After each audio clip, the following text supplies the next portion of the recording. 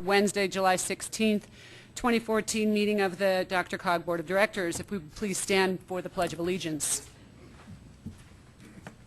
I pledge allegiance to the flag of the United States of America and to the republic for which it stands, one nation, under God, indivisible, with liberty and justice for all. We're going to start with a roll call.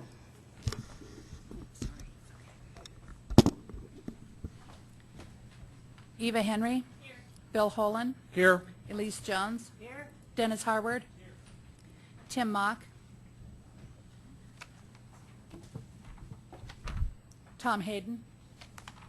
Chrissy Fanganello. Anthony Graves. Here. Chris Nevitt. Here. Roger Partridge. Here. Gail Watson. Connie McLean. Don Rozier. Here. Bob Pfeiffer. John Marriott. Here. Bob Roth. Here. Sue Horn. David Spellman. Suzanne Jones. Here. Ann Justin. Here. Lynn Baca. Cynthia Martinez. George Teal. Paul Donahue. Here. Kathy Noon. Doris Trular. Okay. Ron Engels. Catherine Hyder. Doug Tisdale. Here. Gail Christie. Jim Benson. Charles Sigmund. Eric Hockmeister. Todd Riddle. Lori Keegan. Randy Penn. Joe Jefferson. Dan Woog. Mark Gruber. Joyce Thomas. George Heath. Samantha Meering. Lisa Jones. Bob Easton. Laura Brown. Henry Aragot. Paula Bovo. Doris Bergoni. Saoirse Karras-Graves. Ron Rakowski. Jerry Presley. Here. Brad Weasley. Stacy Luberger. Tom Quinn. Here. Jerry Bean. Here. Phil Cernanek. Present. Jackie Millay. Here. Gabe Santos. Here. Hank Dalton. Bob Muckle. John O'Brien. Colleen Whitlow. Here. Deborah Jerome. Here. Chris Larson. Here. Joyce Downing. Carol Dodge. John Dyack. Here. Gary Howard. Here. Deborah Williams. Here. Val Vihel. Here. Herb Atchison. Here. Joyce J. Bud Starker. Doug Young. Deborah Perkins Smith. Simon Tafoya. Bill Van Meter. Okay, we have a couple new faces at the table this evening. I would like to formally introduce Douglas County Commissioner Roger Partridge. Roger is now our new representative from Douglas County, stepping in for that man who shall not be named. And exactly, you can fill in the blank there. And also I'd like to welcome Paul Donahue, who is the new alternate from the town of Castle Rock. So thank you, gentlemen, and welcome.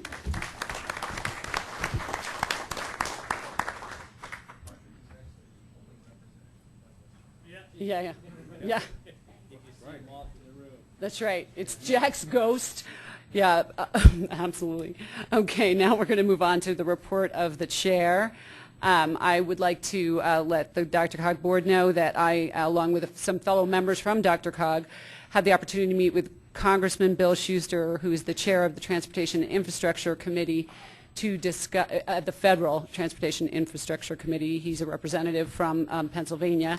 And probably the biggest issue we discussed with him relevant to DRCOG is the percent of local match for our projects. And, you know, in the past, it has been a 20% required match by the federal government, and they have loosened that up. And if we read your board packet, you guys already know that. But I really appreciate the hard work by DRCOG staff and any effort that the congressman may have made to influence that decision as well. And then the other thing that we discussed with him is the need for reliable transportation funding. And as Commissioner Holen mentioned earlier tonight, there was a bill that was passed today, not the bill that we all had hoped for, but probably the bill we all expected. The other thing I'd like you to know, there are 3 vacancies on the MetroVision Issues Committee, and Connie will be sending out a solicitation. If there are members of DRCOG board who would like to be participating on the MVIC committee, if you would please or alternates, excuse me, thank you, or alternates who would like to participate on the MVIC committee, please look for that email from Connie and respond as soon as you can. Mayor Tisdale and I participated in a Urban Land Institute conference today that highlighted the Denver Union Station. DRCOG was very well represented, but not by Doug and I, but actually by the efforts acknowledged by the tremendous work that actually Jennifer did as a representative for DESPA, which is the Denver Union Station Project Authority.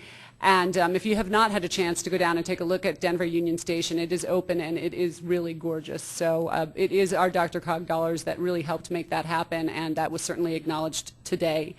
The other thing I would like to do with my regional hat is acknowledge the support last night by the Denver Metro region for the extension of the Southeast Light Rail line in my community, Lone Tree. But this is actually my DRCOG hat that I'm putting on right now. I think there was representation from mayors and county commissioners from Boulder all the way down through Castle Rock. And I just want, as I mentioned to the chair of the RTD board, and I've mentioned to the number of mayors I've already said thank you to, I think the regional support for that project is really what made the difference. And Mayor Hancock was there, along with Mayor Wade from the town of Parker, and our Douglas County Commissioner Roger Partridge, and I apologize if I'm forgetting someone who was there, that Herb Atchison, Mayor, thank you so much for being there as well. And I actually think it is regional collaboration that allowed that project to move forward, and assurances were made that when the rest of the extensions are moving forward, they will get the support from the South that the South received last evening. So thank you all for that regional approach to the project. And that is all I have. I'm going to turn it over to Jennifer for a report of the Executive Director. Thank you, Madam Chair. I just have a couple of things. One is I want to introduce the board to our new Senior Managing Director at DRCOG, Flo Rotano. I know she's back there somewhere. There she is, right back in the very back row. For those of you who don't know Flo, she has a very long and illustrious career, and she's going to do great things as Senior Managing Director here at DRCOG. One of those is being the person who will step in whenever I'm away. She'll be taking over the duties of the Executive Director, but there's just very little she hasn't done in her career. She is currently serving on contract with DRCOG as the Sustainable Communities Initiative project coordinator, as well as coordinating all the work on the MetroVision 2040 update. She is a two-time mayor of Dillon, that place that we love to go to ski and get cool in the summertime. She was the first executive director of the Rural Development Council of Colorado. She served in that position for about 10 years. She was the executive director of the I-70 Coalition, who did some great work over the course of several years and is responsible for the improvements that are going on I-70 right now to relieve some of that congestion. She was selected by Governor Ritter to serve on the Technical Advisory Committee for his Blue Ribbon Transportation Task Force, who came up with a lot of great ideas to move the state transportation program forward.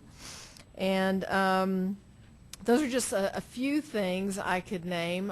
She's also a veterinarian, so if you're having a challenge with your pet, talk to Flo. She's happy to give advice. I've asked her many questions about schnauzers lately, so very happy to have Flo here with us. The other thing that I wanted to talk with you about very briefly is that we are almost ready to go into the next phase of the board's organizational development activities. For those of you who may be new, what this is about is looking at the board's mission and vision, looking at how you govern yourselves, looking at how you deal with the executive director of DRCOG, how you provide direction. We're going to be looking at structure And we're going to be creating some performance measures to help assure that the region is on track to meet and attain your vision. The mission and vision has been completed. You'll see those here every third Wednesday night up there on the screen, the changes that have been made. There is a group of you working on policy governance. Again, that's how you manage yourselves as a board and how you deal with the executive director. I would expect in August that committee will have a recommendation for you to put some governance policies and executive policies forward. And then there's structure, and tonight, let me just go ahead and pass these around, one for the bottom row and one for the top row on each side. If you're interested in participating in this meeting on structure, now would be the time to sign up. This is all about effective board and creating an effective board and staff that will sustain DRCOG through the future. We're hoping to improve board and staff relationships. We're hoping to do a much better job at building both board and staff capacity. Again, developing performance measures to gauge how successful we are at attaining your vision, and just overall making DRCOG a much more efficient and effective and visionary organization, a model for the rest of the COGs and MPOs in the country. As I noted, structure is this next piece of the puzzle, and we're looking for volunteers. The way this works is those of you who have interest in this would like you to sign up. Alternates are welcome to participate too. The discussions that this group will be having will be about, is the current structure of DRCOG the best structure that we could have? Is it working for us? Do we have the right people around the table? Is it the right number of people around the table? What committees do we have in place? What are the responsibilities of those committees? Some of them have been around for a long time. Do they need to be reconstituted? Do the rules need to be changed? There are also some discussions that we need to have about how dues were assessed. Are they fair and are they equitable? We also would anticipate in these discussions having some discussions about rules for conducting DRCOG meetings, so that with each new chair, board members still know what to anticipate. All of you come from different jurisdictions. You have different ways of doing business, and that's not necessarily the same way that your neighbor sitting next to you tonight does business. So when the chairs change, oftentimes so do the way meetings are conducted. So I'd like to talk about how can we conduct meetings the DRCOG way, whatever that way may be, but coming to some sort of agreement about what that would look like. We anticipate actually starting these discussions with those of you who volunteer in August. Again, the sign-up sheet is going around tonight. We'll send out an email for board members and alternates tomorrow to be sure that anyone who couldn't be here tonight gets the opportunity to sign up. Just like with every committee at DRCOG, we're going to look for geographical balance. We're going to look for balance between cities and counties, small communities, medium-sized communities, large communities, inner ring, outer ring, urban, rural, suburban, you name it. We always try to find a good mix of board members to participate in these discussions.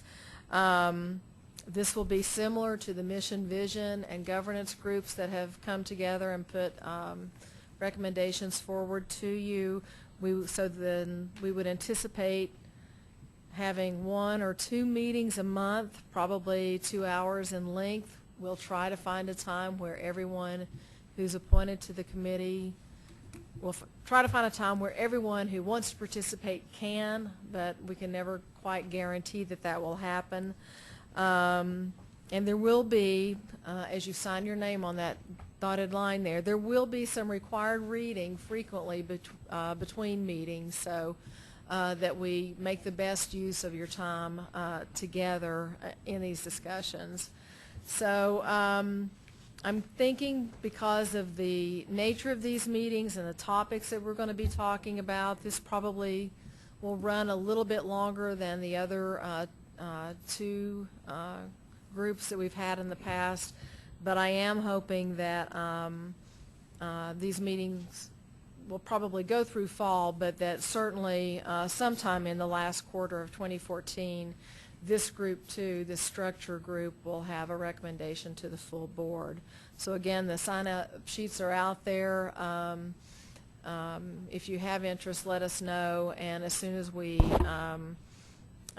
get interest back from everyone, we'll have a list of folks who are interested in participating and who the board will ordain as the group to do this. Hopefully we'll have that for you in August as well. So unless there are any questions, that concludes my report. Are there any questions for Jennifer? Okay, thank you. Now we'll move on to public comment. Up to 45 minutes is allocated at this time for public comment, and each speaker will be limited to 3 minutes. If there are additional requests from the public to address the board, time will be allocated at the end of the meeting to complete public comment.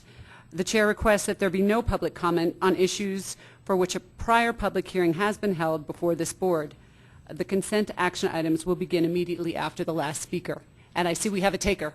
Please, sir, good evening. Good evening. Randall Loeb, 1400 Lafayette Street in Denver.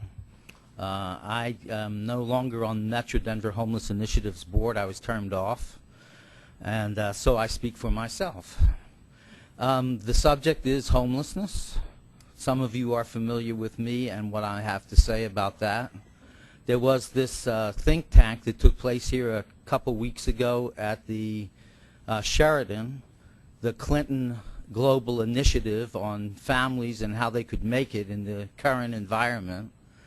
Some people have the thought process that if we focus on veterans, like 25 cities, or we focus on chronically homeless, which is a federal definition, which I fit in actually, that we actually are taking care of something and making progress. I think the opposite. I think if we use the word chronically and we use it correctly, we should be talking at first about the very inception of life, families that are not able to make it. I wish I had been a participant in it. The former president and I would have jawed about the subject and how we can do better.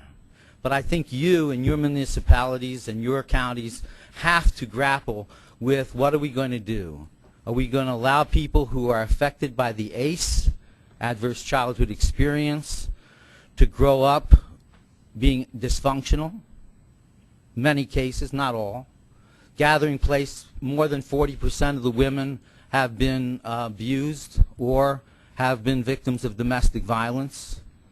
The Breaking the Chain, which is a worldwide movement, is doing something about that. But until we deal with the underlying symptoms of people aging and dying before their time, we will not actually accomplish much. And I noticed in this new definition, I, by the way, serve on the Metro Vision 24 Citizen Advisory Committee, that it is not a broad enough definition. That broad spectrum should be broader because, as you well know, we don't have housing. I don't have housing. And there's no reason why we can't think more creatively about this as they do throughout the world. And you talk about Union Station and you talk about the extension of the light rail. Who's that for? And I think it's important for us to prosper, but by the same token, many working people can't afford it. Many people on contract, like myself. I am fully employed, but I am a contract employee. I have no benefits. If it wasn't for Medicare, I wouldn't be able to even go to Stout Street. So therefore, a lot of us are in jeopardy in terms of our health for things like teeth, hygiene, basic things that most people take for granted, like going to a bathroom. I'm working on a statewide historical perspective of homelessness over there in 2015, which is about homelessness, and I would like to be a part of something we could do to expand that discussion. Thank you, sir. Are there any other people here this evening for public comment? Seeing none, I'll close the public comment session. And I will move to approve, look for a motion to approve the consent agenda. Move to approve. Second. All those in favor? Aye. Aye. Motion passed. Thank you. All right, moving on to our action agenda. First is a motion to approve amendment to the Articles of Association. Jennifer Scheffel. It's attachment B in our packet.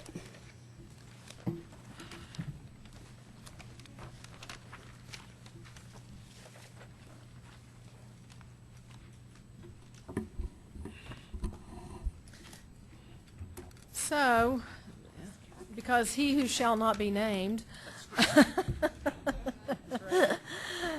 Voldemort, stepped down to take a position with the state. We have a situation that we've not encountered evidently here at DRCOG in the past, because our articles of association say nothing about this. Jack actually mentioned this last month, that the officers had asked us to go back to legal counsel to come up with some language that would address this specific sort of situation. So right behind the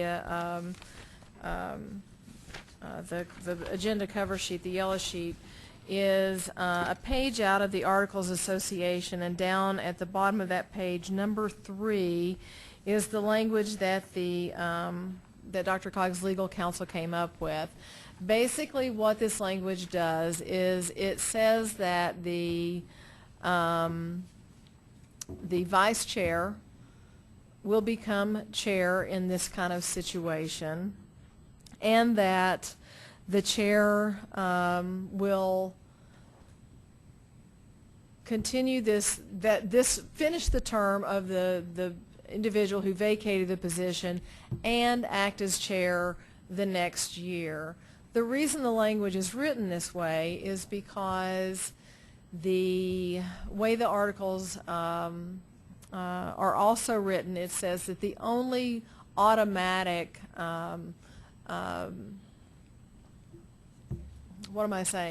succession in the officer slate is that from vice chair to chair. That happens automatically every February, and then the other officers' positions go through a nominating process, but this one position gets to move up. So what this does, it allows the vice chair to step into the role of chair for the length of the vacancy that was created by the person who left, and then continue to be chair for the next full year. That would have been the term that they would have had the individual not vacated the position. So that's what this language does. Staff recommends this. Again, this language was written not by staff, but DRCOG's legal counsel, and I'm happy to answer any questions you have. Are there questions or discussion? Mr. Nevitt. Thank you. I mean, this makes perfect sense. Happy to do it. It's unfair. I mean, let's put some names here. So, you know, Jack ran off. Jackie is now. Jack ran off on me? I don't know if I like the way that sounds. So Jackie's moved into this position. It's unfair. I think it feels unfair that, you know, she would only get to serve the vacancy and then she would be gone. So we're giving her an opportunity to fill the remaining time that Jack left dangling, and then the time that she would ordinarily be chair. What happens to everybody else? That's the thing I don't understand. I think there suddenly becomes a vacancy in the treasurer position to all the remaining. So here's the 4. Top one's gone. The other 3 move up, right? Because those roles have to be filled. It's more, Yeah, more complicated. It's more complicated. Please The inform me. articles allow for 2 things. One is the officers themselves can appoint to the vacancies, or the officers can create a nominating committee to bring, just like they would in your regular nominating process that starts every November of each year, where what the officers are intending to do at this point is at your next administrative committee That committee will appoint 2 people to a nominating committee. This board will appoint 2 people to a nominating committee. The chair will appoint 2 people to the nominating committee, and that group will come back with a recommendation to fill the vacancy. And you will vote on that in September. And so, just to clarify, should this proposed amendment pass, I would then become chair, and then at the next executive board meeting, the executive board would have to take action to move everybody else up. So then Elise would move to vice chair, Doug would move to secretary. At that point, there would be a vacancy. And we've discussed this as an exec board, and what we have proposed to do is not fill it ourselves, but actually to create a nominating committee from the body, as Jennifer described. That nominating committee would only be appointing the treasurer, or recommending, excuse me, the treasurer to fill between now and February. Our articles require that we'd also convene a nominating committee, which could be the same group of people again, but it must be convened in November to put the slate together for the board to take action on in February. So Jack really messed everything up. Yes. So let's assume that goes as planned, then Elise becomes the vice chair starting now or Right. soon, and she will be the sitting vice chair come February. In February, you're going to remain the chair. Right. And Then what happens to that's what this language Elise? is for. So we would all just be in a holding pattern for basically the next 6 months or 4 months or 5 months of Jack's absence, and then we'd all serve our one-year terms as board officers. And then Elise would move up to chair the following year. in February? So I'm just making sure that this language does that, because it says here, you know, they'll only serve one-year terms, and then they have to be elected in February. But what we're anticipating is sort of doing February in August and No. having that last No. for a year and a half. No. Doug, let's let Jennifer take a shot at it. Okay. So you will still, as I explained, you will have opportunity in August to put together a nominating committee to fill a vacancy. As Jackie just described and the articles allow, they intend to move everyone who's in a position right now up one level. So that vacancy will be for the treasurer. Right. Right. Got Then in November, you will still have a nominating committee because that is when elections take place. And the only thing that's in here that's quote unquote guaranteed is that whoever is in the vice chair position eventually moves up into the chair's position. Well, Jackie's going to serve basically a year and, I don't know, 6 months maybe as chair. I would assume that Elise would serve as vice chair for that same period of time, and then the nominating committee, they may or may not retain the secretary's position, they may or may not retain whoever is in the treasurer's position, but they have that opportunity to make those changes in November. Right. So that makes sense to me, but I'm looking at Tisdale here. I'm not sure it says that. It provides for how that works for the chair. I don't think it provides for it with respect to the vice chair, because it still says everybody only serves 1 year. Right. Well, and I mean, I get it. I know exactly what we're trying to. Because the nominating committee would actually have to do that in November. The nominating committee would. For the vice chair? Yes, the nominating committee, absolutely. Last year, the nominating committee nominated me as the vice chair, and then it would be up to the nominating committee in November to appoint Elise as vice chair, to the vice chair, yes, in November. Okay. In November, that would be the nominating committee's obligation. So in November. Excuse me. Right. Thank you. Take nominations from the floor, so it's not a given that anybody serves in an officer role other than Jackie come. Okay. So we will be stuck with Jackie. I know. For, I know.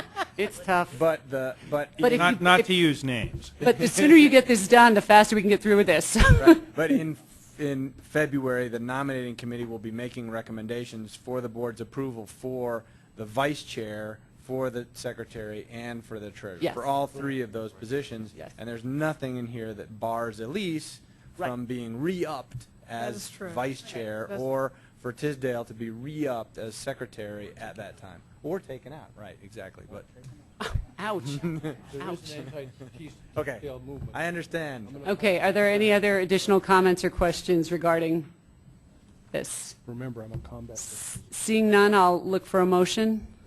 Second. All those in favor? Aye. Any opposed? Okay, now you are stuck with me. It's official.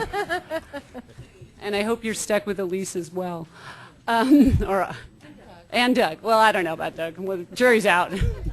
Just kidding. Vote drink. So as you all now know, look, if you are interested in serving on the nominating committee, please consider that, and we will be requesting people to raise their hand for that in August. If you are interested in serving as the treasurer, please consider that, and Connie will be sending out information to solicit interest in both of those, so check your inboxes. Okay, we are now moving on to the easy part.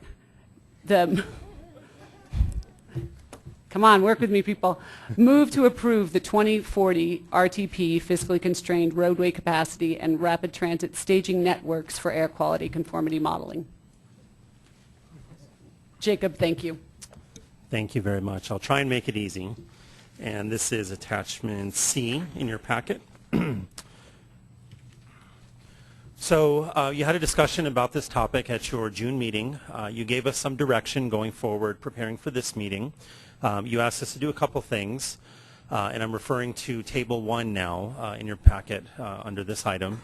The Colfax Transit Project, which is ID number 5 in that table, we numbered the projects just with a number ID, not a priority ID, but just a number. The Colfax Transit Project, you asked us to fund $32 million of CMAQ funds, freeing up $16 million of Metro funds for that project. You asked us to reduce the Pena project, the STP Metro allocation, to $55 million, freeing up $25 million.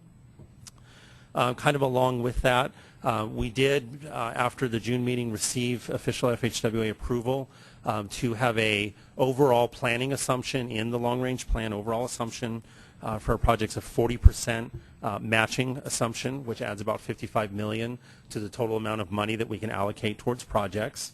We further continue to coordinate with CDOT and heard from them that they did not need supplemental Metro allocations on 2 projects, numbers 24 and 32, which are US 6 in Wadsworth and US 85 in Douglas County, where they were able to mostly fund the project and we were showing a little bit of Metro to kind of supplement that. They told us that they could build full projects with the funding that they were going to contribute towards the projects, those 2 projects, freeing up about $16 million. So when you do all that math and put it all together, it's about approximately $112 million that these changes affected. And so with that, we tried to keep this easy, do one scenario, and again I'm referring to Table 1. We took the approach of using a score rank. Those projects are arranged in score rank based on the RTP project scoring that we did. We went down the list, and we were able to fund 3 more projects from those that we had discussed last month, and those are ID numbers 21, 22, and 23, as you see on the screen here. I-25 in Lincoln, Hampton Interchange, Hampton Avenue widening from Dayton to Havana, and State Highway 7 widening from 164th to Dahlia up in Adams County. Once you do those things, we have just about $24 million remaining, and you get to a point in the table, and again I'm referring to Table 1, the next 3 projects in the table happen to have the same project score of 41. 2 of those 3 also happen to cost the same amount as they were originally submitted to us. Those projects, as you see on the screen here, IDs number 25 through 27, 104th widening from Grandview Ponds to McKay up in Adams County, Quebec widening in Denver from 35th to 53rd, and US 85 widening from Titan to Blakeland down in Douglas County. So before I turn you loose for discussion, just want to keep in mind 2040 modeling network components, and that's really what we're talking about today, and what we'll be asking action for is to move forward with air quality conformity modeling. The components that we will need you to ask you to approve, and we'll need approval to continue forward: regionally funded projects, DRCOG controlled funding, which is Table 1, Metro and CMAQ funding sources, CDOT controlled funding on Table 2. And CDOT, by the way, let us know today on Table 2 they had a correction that they've been working with Boulder County and Longmont on Table 2. There's a project, State Highway 66, that was originally given to us as 75th to Hover Street up in Longmont. That has been corrected by CDOT to Hover Street to US 287. So that's Table 2. Locally funded projects, Table 3. And again, these are all things that you saw last month, but these are all components of fiscally constrained projects for modeling that we need to move forward. So locally funded projects, Table 3.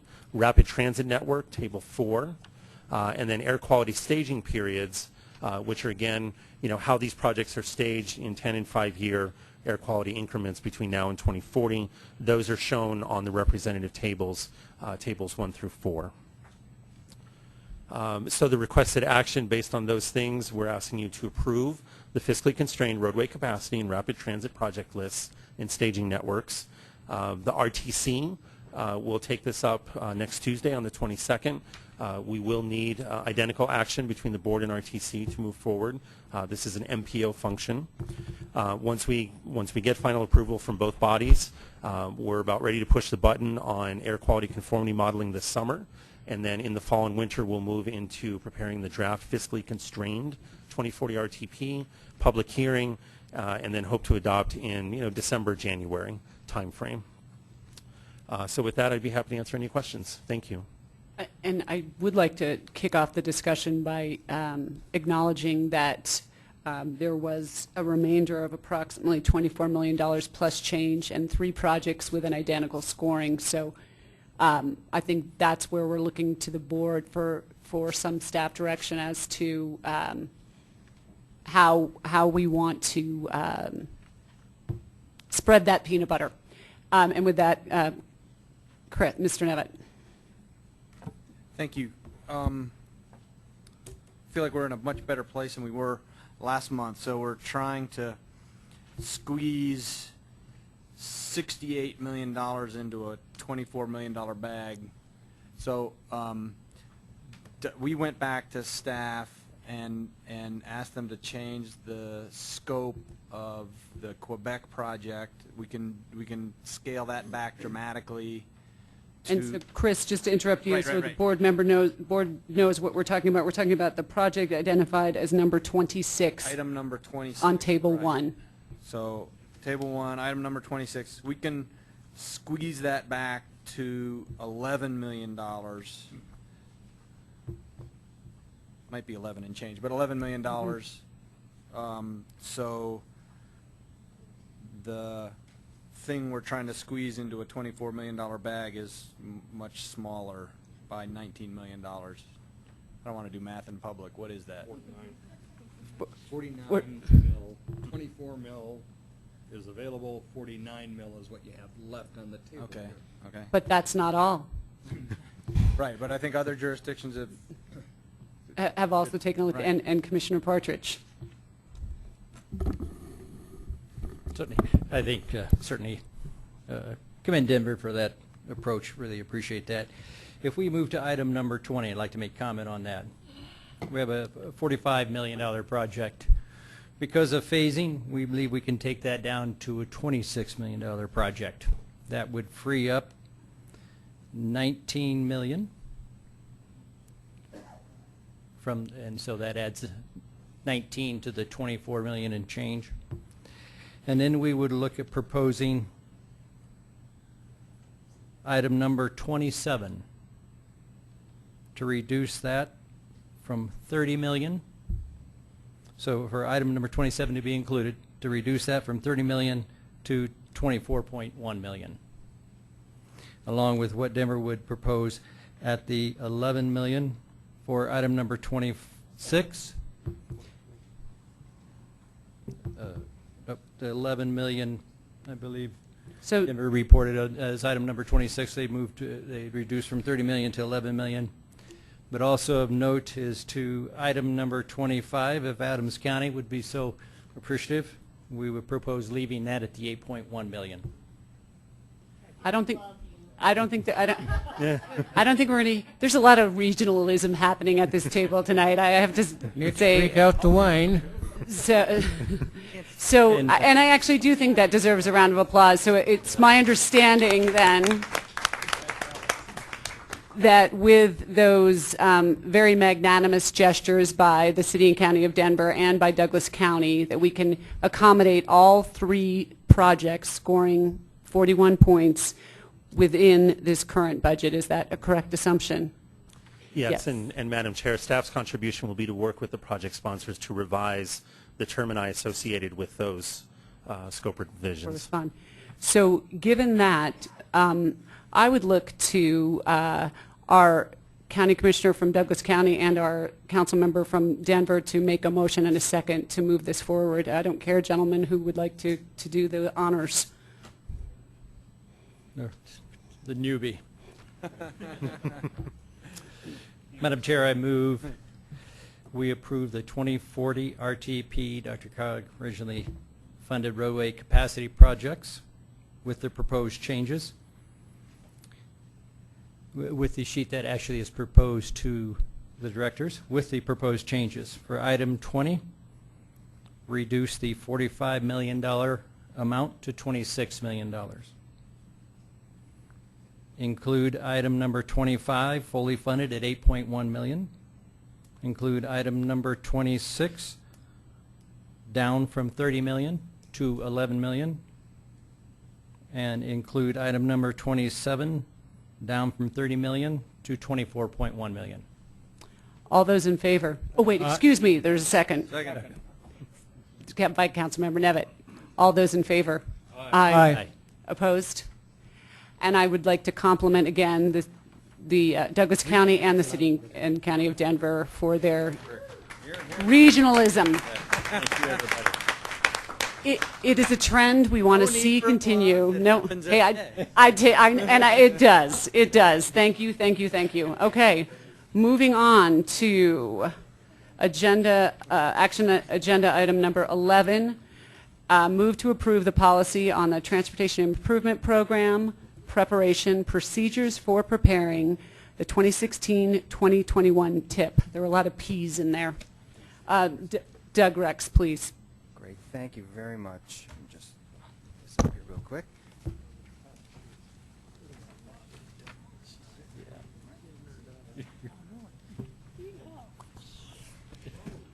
Thank you very much, Madam Chair, and good evening, everyone. I'm sorry, I don't know. Wasn't expecting it so soon. I thought my leg would go to sleep at least twice more before before I got up here to speak. But thank you all very much. And you have those shoes. Yeah. Everyone does need to take note of Doug's shoes. Not everybody can pull that off. All right, now enough applause this evening. Let's not get carried away. Come on, move on. We have business to do. Thank you very much. And we do have for consideration for you this evening the Policy on Transportation Improvement Program Preparation, or as we like to call it, the TIP policy document, which will be used for the basis for the development of the 2016 through 2021 TIP. And for those of you who are not familiar with the process, I know there are some new folks around the room. The TIP is really, it's our short-range program, similar to your CIP program, that really will help us guide our transportation investment over the lifetime of the document. And the TIP policy document, we typically do a call every 4 years or so, and that TIP policy document is what is used to determine what projects will be selected, the eligibility of those projects, and how amendments are processed. So it's a pretty important document as we go forth. So obviously careful attention to this document was the utmost importance. And NVIC was the lead agency in the development of this document, and you have their recommendation in front of you today. They have been meeting for quite some time on this document, since November of 2013, and I certainly would like to thank them for their commitment to producing this document. at times it was a little frustrating, I'm sure, for everybody. And but I think we did end up with a pretty good document. And their defined purpose was really to revise that tip criterion, streamline the process, and better define that selection criteria. So, what you were provided in your packet were two versions of the tip policy. There was a track change version, which basically provided a commentary on most of the substantial changes that were made throughout the document, throughout the process. And you're also given a clean version for those who didn't want to have to filter through all the comments and what have you. I would like to point out, though, that in your deliberations tonight, well, I was actually going to say two things were not included, and then I guess technically that's still true. In Appendix C, I'll start there. The 2040 RTP projects, you'll notice it's just a blank table within the document right now. We're waiting to get approval of the roadway capacity projects that you just approved, and we will include those into the final document for the call for projects. Excuse me. The other thing I want to make sure that you understand is that the second phase selection process is not at this moment is not included in the document. And the reason for that is, quite frankly, MVIC has not deliberated on that yet. They will be having that discussion going forth beginning in August. But in order for us to do the call for projects, staff felt, and MVIC certainly concurred, that we wanted to get the TIP policy, the first phase portion of the TIP policy in front of you right now so we can get the call out. And the TIP call is not really predicated on the need for the second phase at this point. And MVIC will bring a recommendation back to you all in the fall before ultimately you guys decide on how you want to proceed with the second phase selection. So we'll amend that back into the document at a later time. That's really all I had. I would be happy to answer any questions you may have. I have full staff here. So if I can answer the questions, I'm sure I can point to someone that certainly knows the answer.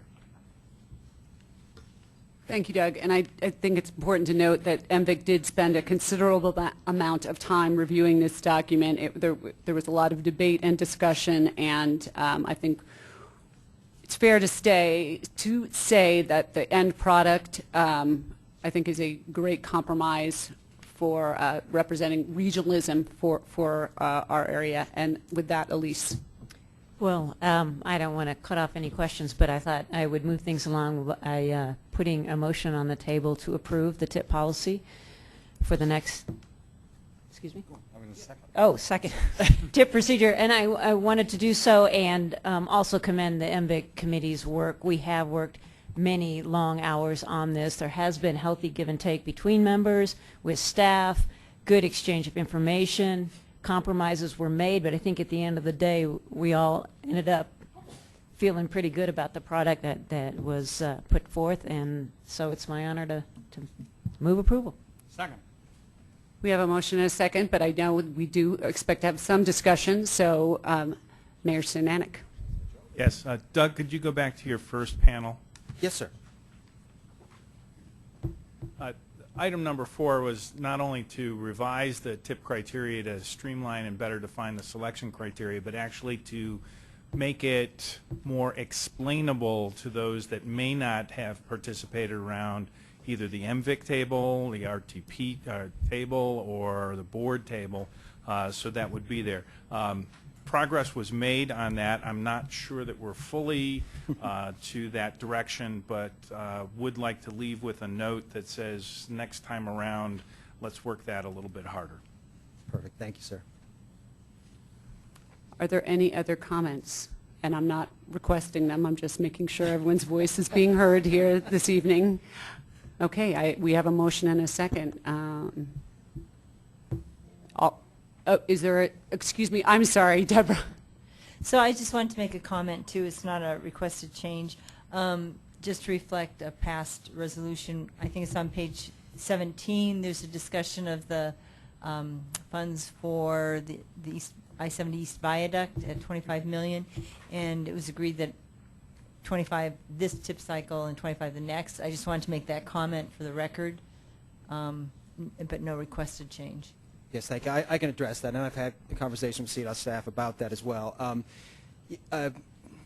The section that is contained in is under Section 3E, I believe. It explicitly talks about the 4 years of the TIP call, 16 through 19.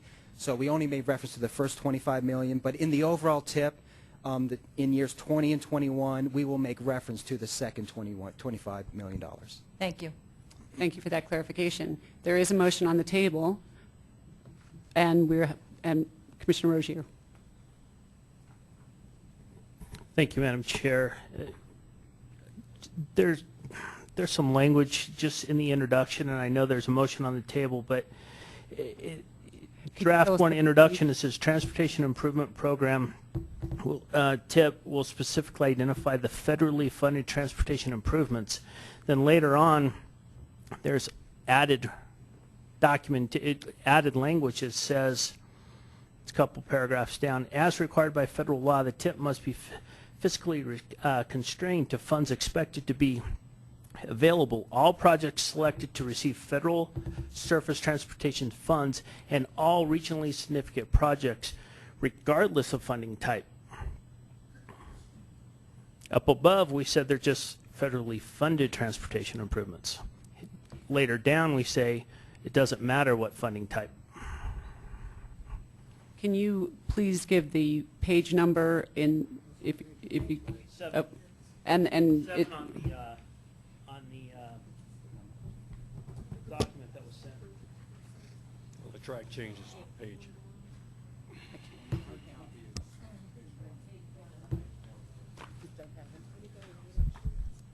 Well, right. Yeah.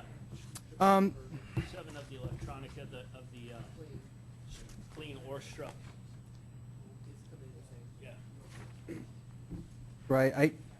Commissioner, I mean, I do agree that it seems to, I won't say in conflict, but the TIP will include all federally funded projects, but it will also required, regardless of funding source, to include all regionally significant projects. excuse me, Oh. I think Mayor Tisdale has some clarification here, and please. If I can, and I think the observation by Commissioner Rozier is that it can perhaps be either misleading or ambiguous. It does not say in the first paragraph that the TIP will specifically identify only the federally funded transportation improvements, etc. It simply says that it will identify those. It then, in the fourth paragraph, obviously expands and says it will not only identify those, it will also identify others. Now, there may be an editorial improvement that we could do, and there is nothing to inhibit us from approving the motion with the right of staff in consultation with either the executive committee or others to do ministerial editorial improvements or changes that do not in any way whatsoever change the substance of the document. Because I think, as I said, technically you can make a perfectly good argument that they are not in conflict with each other, but they do create a potential ambiguity, and it might be just as well to clarify. Indeed. And Madam Chair, we may have that correction. It's just one word, and this would be staff's recommendation to include, in the first line, 2016 to 21 Transportation Improvement Program will specifically program, as opposed to identify, program federally funded transportation improvements, and then in the paragraph, the other paragraph, Commissioner, that you mentioned, keep that identified in the TIP in that last sentence of that paragraph. So is that just, so God forbid we not follow Robert's Rules of Order, is that a friendly amendment to the motion? I would like to make that friendly amendment. And is that acceptable by the motion and the second? Absolutely. Thank you. Thank you. Are there any other comments? Seeing none, I'll look. Nope. Okay. Going once. All those in favor of the motion, please say aye. Aye. Aye. Opposed? Abstentions? Oh. Yes. Thank you. One abstention? Okay. The motion passes. Okay. Go ahead. All right, this is enough of this foolishness. Okay, moving on to our final action agenda item. We are, and I think we have discussed this before. I know it was discussed at MVIC. We are looking to establish an ad hoc group of board members and board alternates to explore integrating housing and economic vitality into Metro Vision 2040. Brad Calvert is going to give us some background on that. Thank you, Brad. Thank you, Madam Chair. This is attachment E in your packet, page 30, I believe, on the online version. The chair did describe what the motion is, and this does come to the board with a recommendation from MVIC. In essence, the data and analysis associated, data analysis and stakeholder engagement associated with both of these topics in terms of thinking them through in Metro Vision 2040 has largely been completed, and so staff is requesting to work directly with the board to make sure that the board, at least this committee, is comfortable with considering these two topics in Metro Vision 2040, and if so, what policy, strategies, actions, et cetera, ought to be outlined in the plan. I do want to give you a little bit of background just in case you want to know this, and a lot of it is ditto from what the executive director said about the organizational development committee that was talked about earlier. We obviously, when we do form any committee, we're looking for all sorts of balanced communities type, size, geographic, all those sorts of things. If the board were to approve this tonight, I will pass around a sign-in sheet, and then obviously Connie would probably follow up with an email to make sure everyone is aware of the option to participate. And then assuming we get some volunteers, we will come back to the board with the full list of folks that would be appointed to the committee. Some other sort of current thinking, we are generally thinking a group of about maybe 9 to 12 people per topic, 15 if there really is a lot of interest.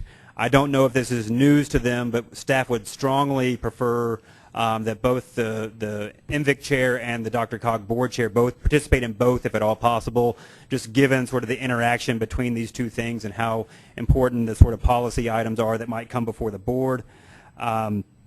Ideal participants are folks that anticipate being on the board through maybe May or June of next year. We certainly want folks that are willing to have this conversation, but also really help the board understand as you begin to take action on these items really where the committee may have been coming from. Obviously, if you have a significant interest, expertise on these topics, we certainly would encourage you to consider submitting to be on the committee. We want folks that are going to be active participants and really people that in some ways are comfortable working from a blank slate. We do not really anticipate that staff is going to walk in the first meeting with options. Staff plans on walking in with information that's data oriented, but also from stakeholder involvement efforts, and really wants to work directly with the board in terms of crafting what policy might make sense. I guess I was maybe asked or I mentioned at MVIC, we are thinking we can do this in 3 or 4 meetings. With really hoping we can be done by about sort of November 21st or so, which is that Friday before Thanksgiving, to give us enough time to put some information together to put before the board. I would guess these are 2-hour meetings. Let's see, first meeting probably mid-September, as I mentioned. It will come back to the board in August, and then we would have to obviously set up a time that works for everybody. And I would anticipate these probably happen every 3 weeks or so until we're done. And that's really it. Are there any questions? Yes. Doug's quick, but we get to hear from him a lot. We'll let you go first. Just one thing on the timeline you're discussing. As we all know, we made some very valiant attempts this year at the legislature to try to deal with what's typically known as our construction defects bill. If we are that late getting recommendations back in the January, February time frame, if we don't have wrapped up pretty close to before that, we will have trouble getting them to listen to what we're trying to say at the state legislature, because the opportunity and the intent is to bring that same proposed bill, possibly some changes to make it a little stronger, back next year. To my understanding, Senator Uleberry is going to try to carry that bill again, at least on the Senate side. It did not have sponsorship on the House, but we think depending on what happens in November, we may have a couple of candidates that will help do that. But I'm only concerned about the timeline on that particular committee. Brad, do you have any comments to address that? In general, I'm expecting this group to at least have a series of recommendations that would go to the board. They would be done by hopefully mid-November, or that November 21st time frame. So there's obviously more time for the full board consideration, but we'll have a sense as to what this group's sense is. Yep. My friend Mayor Tisdale. Thank you very much, Mayor Pro Tem Millay. I appreciate that, Madam Chair. The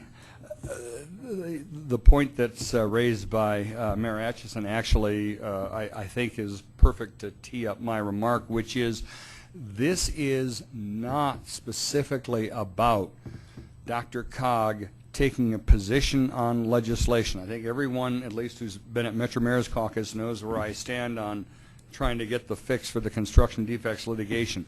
This is more of a 40,000-foot look, and it's appropriate for the 2040 Metro Vision. We are here saying, do we believe, because remember, this group is intended to explore integrating housing and economic vitality into Metro Vision 2040. It's not to come up with specific recommendations right now.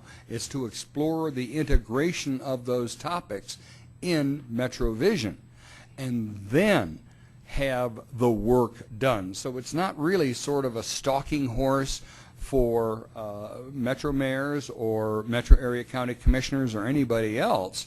It is really a question of these are two elements of Metro Vision that we believe may be appropriate for inclusion in Metro Vision 2040. So let's pull together a group to see, all right, what are the various salient factors and should it be included in Metro Vision 2040. So we're not trying to come up with any conclusions in the first instance.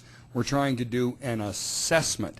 And so I actually thank you for the comment, Herb, because it really does help to emphasize there's no prejudgment going on here. We want people to come together and say, do you think these items should be included in Metro Vision 2040? There's a debate about that. Not everyone agrees, but we should have the discussion is what we're saying. And the idea is that by the end of November, we'll be able to report back to the board. Now, ancillary to that process, some of the information that you're talking about, Herb, may come up, and people may, in fact, be able to utilize that. But that's not the purpose behind this motion.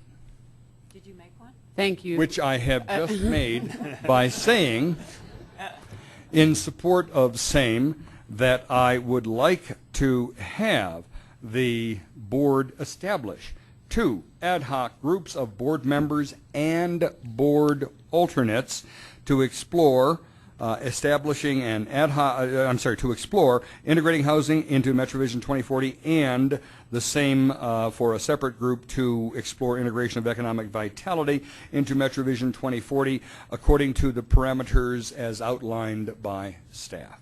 Second. Is there any other discussion? Commissioner Holland? I would only add that this is a significant issue. We are, I think, really behind the power curve in beginning to deal structurally with the gray tsunami that's about to hit us all. And I think it's wise that we pursue this and analyze it in a credible and we need to add this. We need to explore this aggressively, and I think this is the correct step. Thank you. Mayor Cernanek. Yes, and I probably would disagree with some of the commentary from the mayor of Cherry Hills Village as to whether these are optional in the plan. I would actually say a sentiment in voting for this is that these are gaps in the current plan. And when we talk about financing transportation, that's a big issue across the state. And as Commissioner Holland has mentioned, not only do we have an aging population across the region, but we also have plans for density within our urban growth boundary. And if we don't at least have some discussion as to how that housing may or may not occur, and that one's going to be a very a nice razor's edge as to how do we stay out of each other's backyards in dealing with that, unless the mayor of Cherry Hills Village is going to make some suggestions for some significant changes in housing within his city. So, with all due respect to the table, I think we're having a good taste of what you're going to get yourselves in for by signing up for these ad hoc committees. And I think it's a vigorous conversation that needs to be had. Let's keep our comments to the motion. Mr. Graves. Thank you, Madam Chair. I just wanted to speak up on behalf of this motion, on behalf of the City and County of Denver. Mayor Hancock and the city really feel that housing is pivotal to the future development of the city. We recently had our State of the City address this week, and housing took a prominent place in the discussion that the mayor had with the community, and so I wanted to speak forcefully in favor of this motion. Thank you. Thank you. Any other comments? With that, all those in favor of the motion? Aye. Aye. Those opposed? Abstaining? Motion passes. Thank you, and we will have sign-in sheets that are going Yes, around the sign-in now, sheets so are being look forward to working circulated. with everyone. Yeah. Did everyone hear that? There's one for housing, one for economic vitality. So please make sure you know which one you're signing up for. With that, we are going to move on to our informational briefings. We are now going to have a presentation on the Urban Sim land use model implementation. Dan Jarrett is here.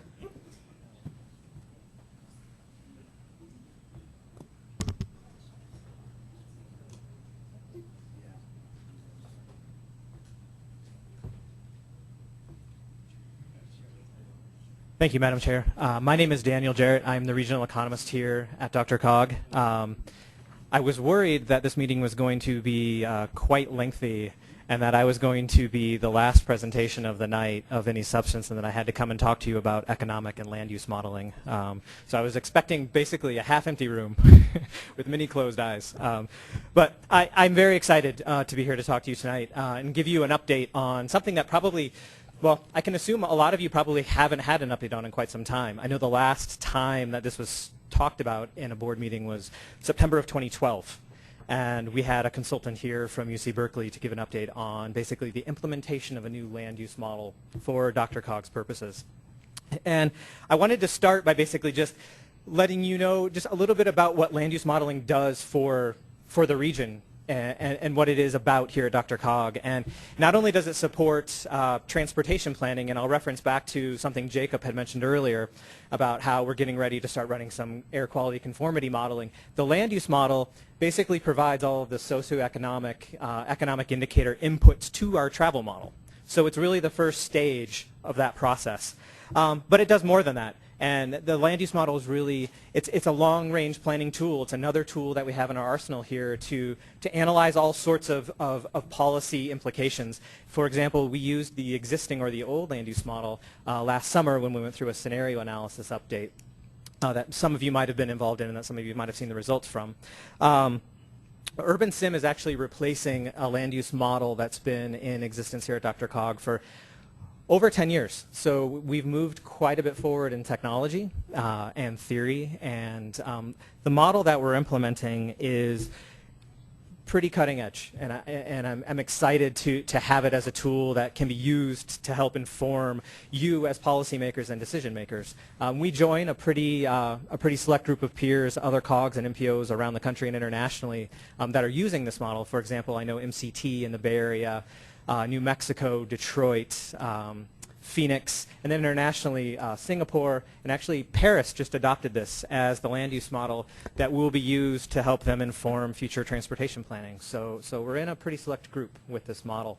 I'd also like to mention at this time that this was a pretty big investment on part of DRCOG, both in staff time and in monetary resources, and the project has basically been on time throughout its entire lifetime and is actually on budget as well. So we're very happy with that. And it was a very efficient use of staff time and resources here at the organization. So one other thing I'd like to mention just before I dive in is that Urban Sim has now widely been accepted as probably the most widely used and widely cited land use model around the world. So like I said, I just would like to kind of give praise to the fact that we're bringing a tool on board that's really, I think, going to meet the needs of what we need here. So this is the only slide that I'm going to ask anyone to read tonight, but this is the best definition that I have for what UrbanSim is and what it does. And you know, if everyone just wants to take 15 or 20 seconds and just kind of get an idea of what I'm going to be talking about tonight.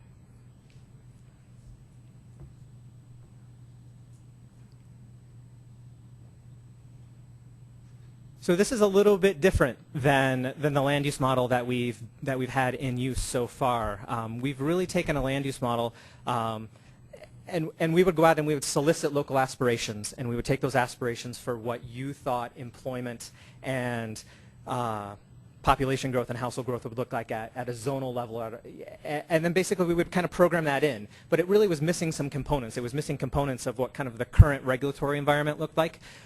It was missing the components of what the current built environment looks like, and that's what UrbanSim makes up for. It also incorporates price and real estate prices, and it's the only model that actually is incorporating price at this time.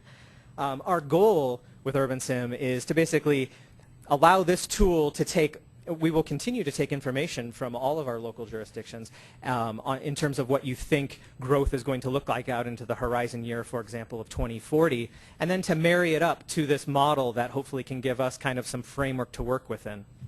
So I'm going to run through hopefully a pretty quick series of slides. I think I can do this in 8 slides without putting anyone to sleep talking about economic and land use modeling. But I think you'll find it informative. And if I'm successful tonight, what I hope is that you can walk out of here and just basically be able to kind of tell the same story that I'm telling you right now. And that you'll have a very high level overview of what we're trying to do here with land use modeling. So it starts with data. And we actually went on quite almost a 2-year expedition of basically collecting data all the way down to the parcel level. And one of the things that I'd like to highlight right away is we worked very closely with a consultant out of UC Berkeley, actually the designer of this model, and throughout this entire process they were amazed at how complete our parcel level data was that we basically were collecting from our jurisdictions, from all of you. And they said that throughout implementing this model across a dozen if not more COGs and MPOs, that they've never seen a better data set. And I think that's really great praise to the region as a whole that we have such great data collection efforts. I can also mention that you've probably last month had a presentation given to you by Ashley Summers, one of my colleagues here, who was kind of touting how important data collection efforts are here at DRCOG. This is one of those direct benefits of those efforts. We collect over 950,000 parcels of data. That makes up basically the DRCOG region. And what we try to do for each one of those parcels of data, we try to collect basically built environment data. For example, what do we know that's on the ground, the footprint of the buildings? We use a lot of census data, both public census data, some proprietary data to kind of fill in the holes of what people look like at that geography, what the regulatory environment looks like, so what current zoning would look like, and then also any constraints that might be on those zones. For example, is it open space, or is it just zone? Is it water, or is it forest, something that can't be built on? All of this basically factors into how this model will go about simulating development over the next 25 years. So this is actually a slide that I put up just hopefully to impress you. That there's a lot going on underneath the hood with this model. There's a lot going on under. We'll tour when you need. Can we discuss the theta use in that formula? Absolutely. Okay. Yeah. So there's a lot going on underneath the hood, and this model, it marries a lot of different theory together, and it's one of the first, like I said, cohesive land use models to really take some urban economic theory, some land use theory, and then some real estate development theory, and basically put those together into a series of models that we can estimate and then use to make basically choices. And when I mean choices, basically what this model is ultimately doing is it's giving us a simulation out to 2040 of how people and jobs and development will move around the region over that period of time.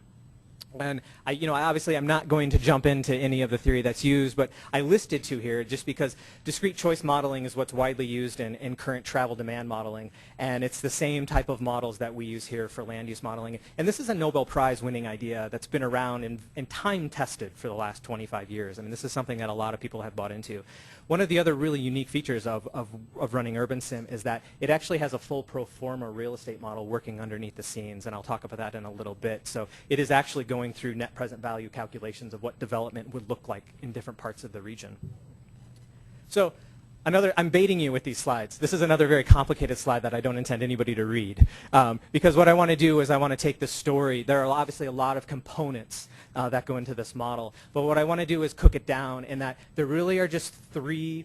I can tell a really simple story with just three economic agents that are working in this model. That we take all of that parcel level data, and it's a really simple idea at its core. The first thing that it's doing is it's just looking at households. And we know we've collected quite a bit of data, and we've simulated a population that fits geographically and has similar attributes of the Denver region. We've taken a lot of census data. We've collected attributes on households and where they are and how many children they have and what their incomes look like. All of this stuff obviously coming out of publicly available sources. And we know that every year we have some people that move into the region, we have some people that move out of the region, and we have some people that move around the region, right? So we have these unplaced households at the beginning of every year. These choice models that I mentioned do a really, really good job of simulating the choices that a household would make on where to locate based on their attributes. So for example, what I've listed up there is, would a family choose to rent or own this unplaced simulated family that we're trying to locate within the DRCOG region, right? If they choose to own, would they choose to live in a single-family home or multifamily attached? Or if they rented, would they choose an apartment? And then where would they choose to locate? And this could be obviously propensities that they have to be close to certain amenities. So could it be close to public transportation? Could it be close to employment centers, right? The models, believe it or not, do a very, very good job of taking the data that we have, these simulated families, knowing. So for example, I think two contrasting examples is a family of 5, fairly high income, are going to be looking for a bigger space than, say, a 24-year-old who's fresh out of college making less money. The models do a pretty good job of allocating those people around the regions to the right place. Okay? So that's the first agent in the model. The second agent are businesses, and they work in a very similar fashion. We have forecasts of what we think both population and households are going to look like out to 2040, as well as what we think employment will look like out to 2040. So we have some new employees coming into the region every year through the model. This model does a really good job of helping these employees locate in the right space. Also, if any businesses chose to relocate, which they can, it will basically allow those firms to relocate and locate them in the right type of area. So for example, if a professional services industry or a professional services business has 4,000 employees and they're currently in the DTC, there's probably a high propensity that they might end up somewhere like downtown Denver and not in Commerce City. That's another thing that the model handles really well. These choice models, these discrete choice models that I talked about, they do this really well. So one agent is households that get moved around and placed. The second agent are businesses that move around and get placed. The third, the model takes the hat of a real estate developer. Okay? And we have these forecasts of population and employment, and we know, I think all of us can agree that this region is growing, and in 2040 it's going to look dramatically different. So we know that at the end of every simulation year, we kind of have some unplaced agents because we have some of these households and people moving into the region, and we have some of these employees moving in, but maybe we don't have, there's a supply-demand imbalance of where we would put them. So for example, there might be demand for new residential investment. What the pro forma real estate model will do is it will look at what current land prices look like, zoning, what the existing footprint of that parcel looks like, and it'll start to sample parcels and look for parcels that could allow for that type of development. And then it'll run actually a full net present value calculation of pro forma real estate on each one of those parcels that would fit in the selection criteria, and then build accordingly where the project would be the most net present value positive. So we're running a real estate model behind kind of this socioeconomic model. This is repeated all the way out to the forecast horizon in 2040, year by year by year, marching forward. So this is quite a big step from where we are now with our existing land use model. Okay. A couple other things that I want to mention really quick is that this model also allows us to do something that we haven't been able to do before, and that is consider future schedule development. And I think the picture of Union Station is a perfect example of this. Suppose in 2010, the city and county of Denver came to me and said, hey, in your development model, we know that Union Station is going to be built, and it's 2013 or 2014 is going to be the year that we think that should be placed. We have the capability of actually programming that into the model. So when the model gets to the simulation year of 2014, it will put that onto the parcel specified with the actual attributes that we've been given for those projects. So it's a great way to handle scheduled development, which is something that we haven't been able to do well yet, but I think is very valuable in this development and planning process. So as I mentioned, the involvement by member governments in this step is actually, it's a pretty crucial step, and we're making, we're making really good inroads with staff around all of our member jurisdictions to start to build some really great communication lines where we can start to get an idea of what's coming in the pipeline, so we can make sure that we're hitting these marks along the way, so we're not missing major developments like a very large hotel or or a mall or a new airport or a new hospital. These major types of developments we know will fit into this model. So when we get out to 2040, reality looks a little bit closer to what we think it should. Okay. The model, of course, as I mentioned earlier, also is designed to be an input to our travel demand model. And this interacts, the urban sim model interacts very, very well with our activity-based travel model, the focus model that we have here at DRCOG. And in fact, another step forward in land use modeling is that we can, this will take basically a series of data inputs from the travel model, accessibility variables, costs of travel, things like that. But what we can do is we can pick a horizon year, say 2020, 2025, something arbitrary to talk about tonight, and then we can assume, for example, that the RTP plan is complete and that some of these lines that we think will be completed are complete, maybe 470 is complete. That will change the structure of development then, because it might change the behavior of how people choose to locate, how businesses choose to locate. And also how development occurs. So this is a very dynamic model that we have here at DRCOG that we're implementing right now. It also can test other transportation scenarios. So for example, if we wanted to test an alternate transportation plan, we could do that. So one of the last things that I'll mention tonight is that this is the question that this model is designed to answer, is the what ifs. And scenario analysis has been a focus of our work here as we started to implement the new MetroVision plan. This model is designed to answer this question very, very well. And there are lots of different policy questions that we can ask with this land use model. And I listed a few here, but this is not an exhaustive list by any means. So we could basically ask the model to change what the transportation network looks like, or even just the cost of transportation. How would that affect development out for the next 25 years? We could look at subsidies or impact fees or financing, if there was a housing policy or anything else, or any type of desirable type of entitled parcel type of policy in place. We could test that. And also, kind of tying back to some of the work that we've done with MetroVision, is that we could also test policies to kind of see how close are we coming to our MetroVision goals of jobs and employment in urban centers, or do we want to look at transit-oriented development along separate corridors? So there are many, many policy levers that can be pulled with this model. Hopefully, I'm hoping I get some clapping as well at the end of this. Just to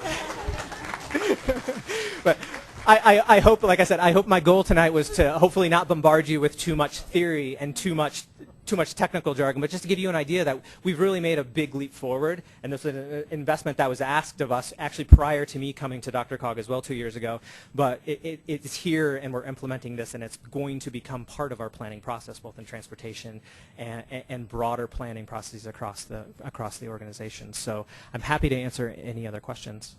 Are there questions for Dan? Mayor Noon. So is this tool going to be available for those two committees we just formed?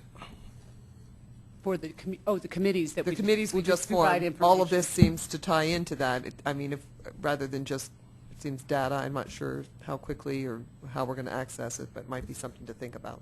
So we're actually bringing the model online this summer as we speak, and we are. I think we're going into this very eyes open in terms of where it best fits as just an additional policy and decision-making tool within DRCOG. So if it seems like it's a fit to one of those groups, then certainly I think it could be something that could be thought about. Chris? Thank you. So what will be the access to the model and your expertise to member jurisdictions? So I mean, the purpose is clearly to do DRCOG's work, but if I don't know, I'm trying to make something up, but I mean, could could we come to you with some questions about, what if we did this, what if we did that, thinking about the construction defects, so, if we change the burden on building, multifamily for sale, I mean, what would be the process, or how accessible would it be to? It's cool. We want to use it. Right. Yeah. No, but I mean, it's going to be hard. I think I would lead with saying a couple things to keep in mind, and that this is a regional model, and so if we were to do anything at a small scale, you have to keep in mind that it's not excluding the rest of the region. So if we were to change just one thing at a very, very small geography, that will have impacts around the region. And I think I've had conversations with other. I had a conversation actually with some gentlemen from the Denver International Airport, kind of asking a similar question. And I think I think a lot of this I would defer to does it fit within the organization's goals and mission in terms of does it align with what we're doing with MetroVision? I don't think this isn't designed, for example, and I guess I don't want to overstep, but this really isn't designed for, say, like site selection type of work. But I think it can be I think if there are policies that we wanted to test that that probably stretch beyond just a jurisdiction and have impacts across the region, then I think that's that's a suitable use for a model like this. Mayor Tisdale. Thank you, Madam Chair. And I do think that for just exactly that kind of reason, we are going to have to be very, very circumspect in how we allow requests for information and modeling to be done, and how we share that information, because taxpayer dollars have created this opportunity. And if we have a company from outside who manages to convince a member to request data relative to what turns out to be a site selection process, there could be concerns from other jurisdictions who have paid for this model to be created. So I think there are going to have to be some strong policies put in place in terms of how we use it, because for 2040 it's brilliant. It so helps with the planning and the vision, but it's doing that sort of extrapolation of, well, okay, what if, and then fill in the blank with a question that a company has asked you to put to the machine. I mean, it reminds me of science fiction movies from the 50s. Ask the computer if we were to... All right, Doug, we get it. So, Commissioner Holland. Well, I would just remind the presenter that applause was not part of your employment contract. But we're feeling generous tonight. Mayor Sunanek. Yes, Daniel. Mine probably deals with some of the granularity and relative to the assumptions, recognizing what Mayor Tisdale was talking about is taking some care. So a couple of questions that maybe could be on the minds of other folks as we're looking to model, certainly the proclivity or propensity for millennials to possibly have differing residential habits than what has been the history. I mean, folks have said there's going to be a discontinuity, as well as transit behavior in some of that. To what extent are the basic assumptions going to be set, and variations from those really given a range and how to deal with that? Sure. That's a really good question. I know that was a question that came up last summer when we were going through scenario analysis using the old land use model. And, there's not a good answer for that, unfortunately. That, trying to proxy for human behavior, I mean, as an econometrician myself, is always one of the most difficult parts of this modeling process. There are ways to kind of peck at it and get at it. They're not perfect.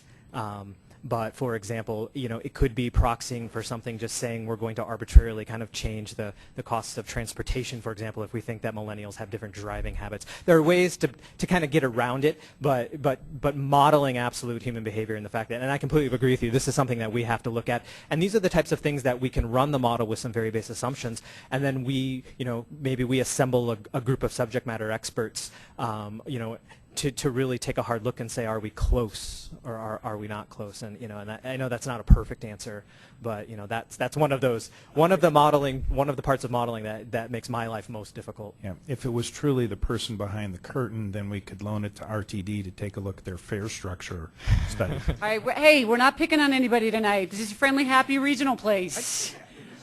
I pick on anybody? Is there a final question for Dan? All right, a little more applause for Dan. Thank you, Dan. Thank you. With that, we are going to move on to committee reports, and I'm going to jump ahead because I know there was not a stacked meeting this month, and we will move to Metro Mayor's Caucus. Doug Tisdale. There has been no meeting of the Metro Mayor's Caucus since my last report. Thank you. Don Rogier, Metro Area County Commissioners. Thank you, Madam Chair. I'm going to have to defer to somebody that was at the MAC meeting. I was not there. Does anybody wish to give a report? Thank you, Eva. I was at the meeting, and there's really nothing to report on. All right, so, even better. Okay. We had lunch. Moving on. Do you want to wish me clap? No. Moving on to Advisory Committee on Aging, Jayla.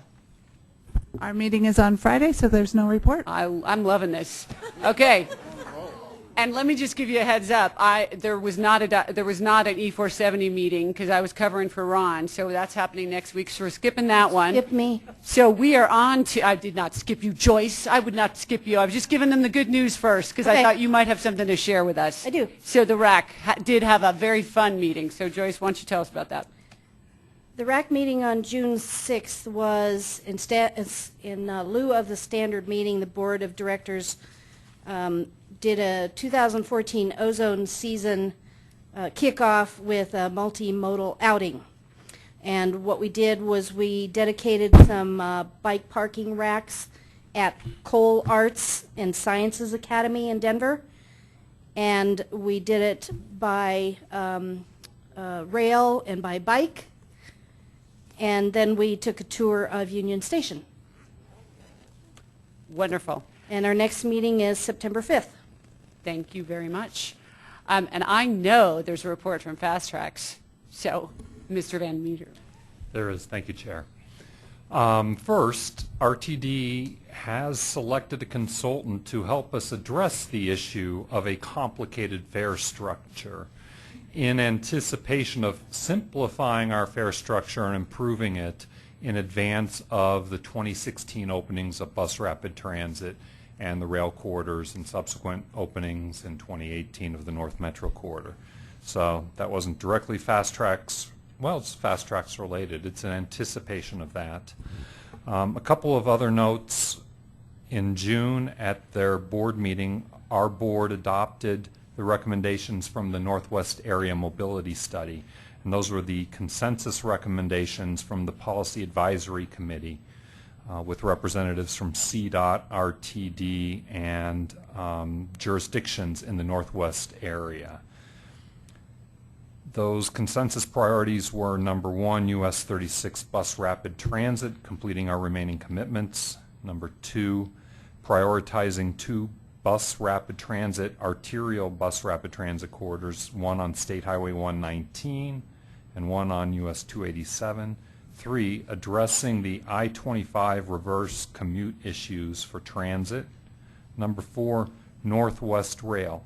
Annually or more often, evaluate strategies to accelerate implementation, recognizing the challenges that RTD has had and acknowledging those with implementing the Northwest Rail Corridor.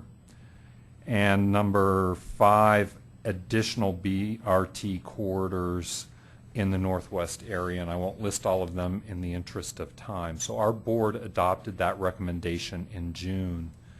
Then just last night, they made 2 actions of interest. One was an action to support the inclusion of State Highway 119 in the RTP, including the assumption that RTD would fund its share, and as this body just did earlier tonight, it was also included in the fiscally constrained network recommendation for the 2040 that you just approved. And so the RTD board's action is in alignment with DRCOG's action tonight on both State Highway 119 arterial bus rapid transit and a commitment from RTD to move forward, and as mentioned in the chair's opening remarks, the action for the Southeast Rail extension as well. Both of those, neither of those votes, I should note, were unanimous. Both of them had a 10-vote majority, though. And so both the Southeast Rail extension and State Highway 119, which were included in your action tonight, were also similarly approved by the RTD board last night. That summarizes kind of the key pieces and highlights that I wanted to put before you on my report tonight. Thank you. Okay, I want to draw your attention to, there are some informational items in the packet. So please take a look at those at your convenience. Our next meeting is August 20th. Are there any other matters by members? I just want to thank you all this evening for spending some time trying to make this Denver region a better place for all of us to live and work. So thank you guys very much, and we are adjourned.